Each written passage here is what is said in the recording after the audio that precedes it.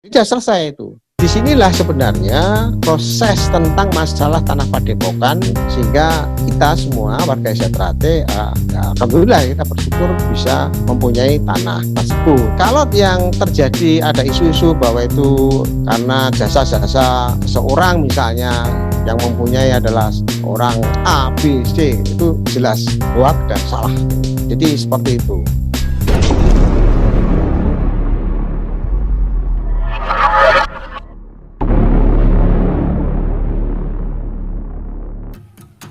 Assalamualaikum warahmatullahi wabarakatuh. Salam persaudaraan buat saudara-saudaraku di mana berada.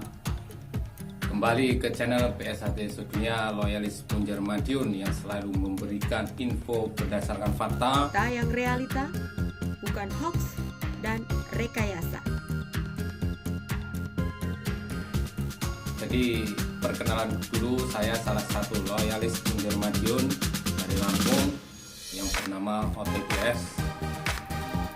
Salam persaudaraan Punjer Madiun, Los Kak Rewel Jaya.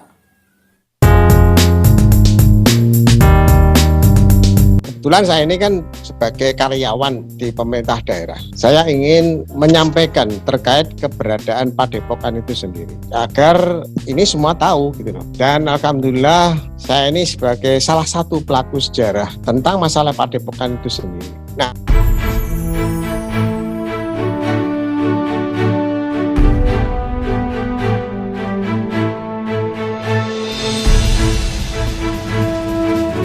Nah, sejarahnya begini, tahun 1982. Nah, kebetulan saya ini kan sebagai karyawan di pemerintah daerah. Saya masih remaja pada saat itu. Namun saya diberi tugas untuk menangani masalah tanah-tanah yang dikuasai oleh pemerintah daerah. Tanah-tanah yang dikuasai pemerintah daerah itu banyak banget. Tahun itu, tahun 82, ada pengajuan surat dari P dan K. P dan K itu belum berintegrasi dengan pemerintah daerah, dulu masih vertikal ya, itu departemen khusus ya. Nah, kemudian mengajukan tanah untuk keperluan SMP 7. Nah, SMP 7 itu sekarang berdampingan dengan padepokan itu, Persih yang sebelah timurnya itu. Maka ini riwayatnya. Dari permohonan dari P dan K itu mengajukan tanah untuk keperluan SMP 7 yang luasnya kurang lebih 2 hektar, lebih sedikit. Nah, di situ ada plafonnya. Plafon anggaran dari APBN, bahwa anggaran dari APBN tersebut per meternya Rp2.000. Kemudian setelah hitung, itu jatuhnya kurang lebih 1 hektar lebih sedikit, saya pastinya udah lupa ya. Kalau yang dimohon itu 2 hektar tentunya kan masih kurang, anggaran itu terjadi kekurangan. Nah, kalau tanah negara, khususnya tanah bengkokan itu ada aturannya ya. Aturannya bahwa tanah-tanah bengkok itu kalau digunakan untuk pembangunan harus ada penggantinya. Karena tanah bengkok itu umumnya digunakan untuk kegiatan pertanian, sawah dan lain sebagainya. Nah, oleh sebab itu tanah yang digunakan itu harus digunakan untuk sawah kembali, artinya digunakan untuk tanah-tanah yang produktif ya. Itu aturan. Nah, disinilah mulai saya berpikir untuk berinisiatif bahwa tanah itu bagaimana supaya bisa memenuhi kebutuhan tanah yang seluas 2 hektar kembali.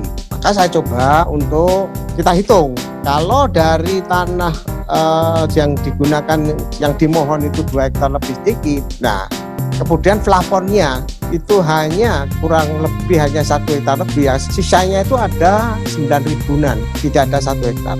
Ini saya mengutak-atik gitu loh.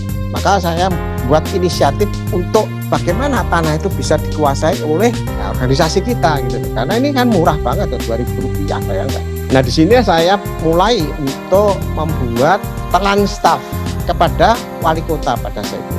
Nah, setelah saya ajukan nota dinas pada wali kota, saya dipanggil. Tanya, ini gimana kok tanah kok bisa dijual, itu maksudnya gimana? Loh, ini kan plafon yang ada itu kan tidak cukup, Pak Wali. Bahwa kalau dibelikan tanah lagi tidak cukup, padahal luasnya jatuhnya kan berkurang gitu loh. Nah, terus ini maunya dijual. Iya, dijual ke masyarakat. Ya, siapa sing tuku? Saya carikan Pak nanti. Padahal saya inginnya saya jual kepada Esa Trate gitu. Yang penting Pak Wali ACC dulu. Oh ya sudah, kalau memang ada segera aja. Ini saya setujui, segera nanti laporan ke saya ya siapa yang beli. Udah, saya sewenang disetujui wali kota itu. Saya mencari pengurus Esa, ketemunya Mas Inggih gitu loh. Nah Mas Inggih waktu itu ditugasi oleh Mas Tarmaji sebagai ketua DKP. Karena saya ketemu Mas Inggih, saya buru-buru ingin segera ada surat masuk ke pemerintah daerah. Saya bilang sama Mas Inggih, Mas Inggih, ini ada tanah murah dijual, tolong segera ajukan permohonan, nanti akan saya proses gitu loh. Duitnya kok gampang, gampang, nanti gimana kita carikan. Ya wes, dia tidak mau membuat surat, ya segini gak no tanda tangani. Nah, suratnya yang membuat saya ketik sendiri, saya konsep, dia tinggal tanda tangan. Udah saya bawa, saya ajukan, saya laporan kepada Pak Wali. Dipanggil saya, Pak Wali. Gimana ini sudah ada permohonan masuk? Oh siap, Pak Wali, ini sudah ada yang masuk ya, alhamdulillah gitu. Terus piye? Kan nanti saya adakan satu informasi ini kepada Esa, yang mudah-mudahan nanti segera terwujud. Wes sudah jalan kan. Terus berikutnya saya kepada Mas Inggih lagi untuk memproses kelanjutannya. Nah kemudian Mas Masih dengar, ini kok bujuk-bujuk kok Mas Inggih mau mengajukan tanah. Nah, akhirnya dikit agak, karena ini ada miss ya, akhirnya sampai ke Mas Imam. Terus saya dipanggil sama beliau, saya Mas Inggih, Mas Maji, saya suruh menjelaskan. Saya jelaskan permasalahan ini. Saya tidak melihat dari siapa yang mengajukan Mas, yang penting ini dari Esa Trate. Jadi kalau memang ini di handle kepada pengurus pusat ya monggo saja, saya tidak ada masalah. Yang penting ini Esa. Oh gitu, ya sudah nanti diambil alih Dik Maji aja. Gitu. Jadi suratnya akhirnya berubah, yang dulunya DKP menjadi pengurus pusat. Tapi dokumen di pemerintah daerah ada itu kalau kita cari di situ. Nah kemudian dilanjutkan kepada Mas Tarmaji karena sudah disetujui. Nah, lalu saya mencoba untuk koordinasi dengan Badan Pertanahan. Jadi yang saya inginkan bahwa bagaimana tanah itu bisa bersertifikat kan.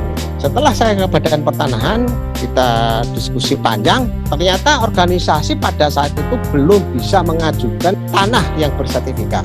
Ya di lazimnya di dalam satu organisasi itu yayasan yang sudah mendapatkan hak atas tanah itu. Banyak toh dulu itu sekolah-sekolah itu kan didirikan yayasan yang akhirnya bisa mendapatkan hak atas tanah. Tapi haknya adalah hak guna bangunan. Kalau hak guna bangunan itu kan batasnya kan 20 tahun. Tapi bisa diajukan kembali, diperpanjang istilahnya. Ya sudah, karena petunjuknya dari Badan Pertanahan seperti itu, nah, saya langsung kepada Pak Wali, Mas Imam, masih ternyata nggak bisa organisasi mengajukan hak atas tanah. Ini bisanya yayasan Mas, supaya membuat yayasan. Oh ya sudah, kalau memang begitu, karena kita juga punya notaris, artinya warga Esa Trate yang profesinya notaris, yaitu Mas Darmo Sudagung dari Malang. Ya udah, akhirnya rapat ya, udah langsung diproses.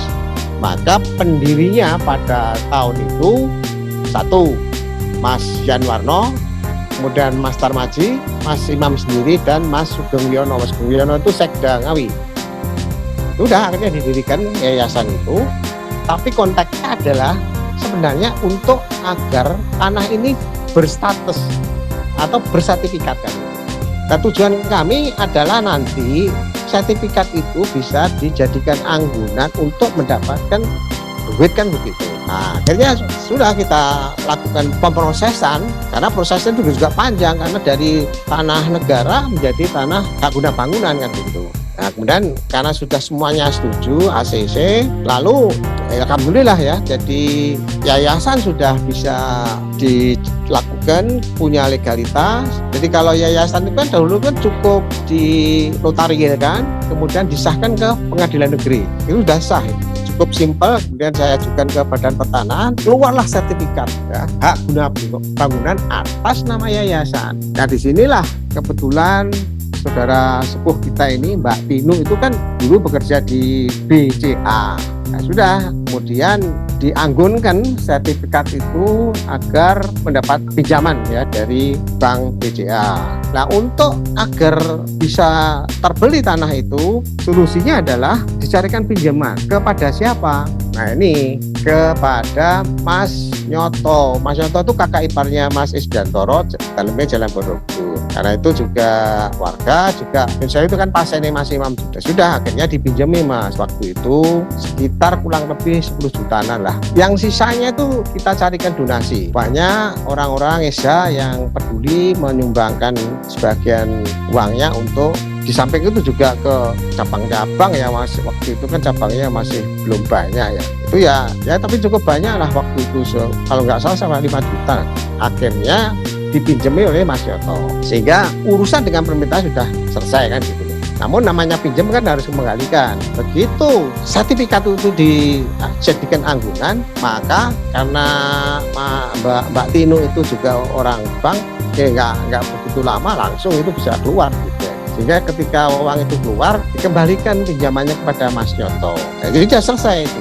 Disinilah sebenarnya proses tentang masalah tanah padepokan, sehingga kita semua warga Desa Trate, alhamdulillah kita bersyukur bisa mempunyai tanah tersebut. Kalau yang terjadi ada isu-isu bahwa itu karena jasa-jasa seorang misalnya yang mempunyai adalah orang A, B, C, itu jelas hoax dan salah. Jadi seperti itu.